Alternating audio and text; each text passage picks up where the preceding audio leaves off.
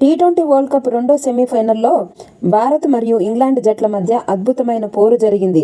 ఈ మ్యాచ్లో టీమిండియా 7 పరుగుల తేడాతో ఇంగ్లాండ్పై ఘన విజయం సాధించి ఫైనల్లోకి దూసుకెళ్లింది. ఫస్ట్ బ్యాటింగ్ గురించి మాట్లాడుకోవాలి.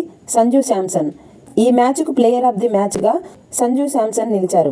కేవలం 42 బంతులలో 89 పరుగులు చేసి టీమిండియాకు భారీ స్కోరుకు పునాది వేశాడు.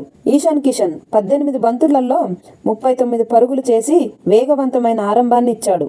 శివం దుబే 25 బంతులలో 43 పరుగులతో కీలక సహకారం అందించాడు. హార్దిక్ పాండ్యా మరియు తిలక్ వర్మ గురించి చెప్పాలి.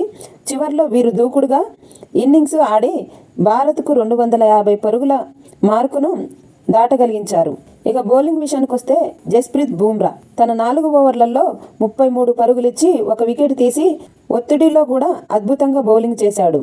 హార్దిక్ పాండ్యా బ్యాటింగ్లోనే కాకుండా బౌలింగ్లోనూ రాణించి 38 పరుగులిచ్చి 2 వికెట్లు కీలకమైన వికెట్లు తీశాడు. ఇక ఫీల్డింగ్ విషయానికి వస్తే అక్షర్ పటేల్ గురించి మనం చెప్పనవసరం లేదు, ఎంత చెప్పుకున్నా తక్కువే. ఈ మ్యాచ్లో టీమిండియా గెలుపుకు ముఖ్య కారణం అక్షర్ పటేల్ ఫీల్డింగ్ అని చెప్పొచ్చు. ముఖ్యంగా బౌండరీ లైన్ దగ్గర అతను పట్టిన ఆ క్యాచ్ మ్యాచ్కే highlight. England batter Harry Brook ప్రమాదకరంగా మారుతున్న సమయంలో బుమ్రా బౌలింగ్లో అక్షర్ పటేల్ గాలిలోకి ఎగిరి ఆ క్యాచ్ పట్టాడు. బంతి బౌండరీ అవతలకు వెళ్తున్న తరుణంలో తన ఏకాగ్రతతో బంతిని లోపలికి తీసి మళ్ళీ బ్యాలెన్స్ చేసుకొని పట్టుకోవడం ఒక అద్భుతం.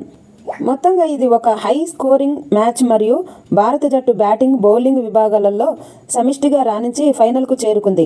ఫైనల్ మ్యాచ్ మార్చి 8, 2026న అహ్మదాబాద్లో న్యూజిలాండ్తో జరగనుంది. మరి ఈ మ్యాచ్ గురించి మీరేమనుకుంటున్నారో కామెంట్ చేయండి. మరిన్ని క్రికెట్ విశేషాల కోసం మన ఛానల్ని సబ్స్క్రైబ్ చేసుకోండి. Thank you.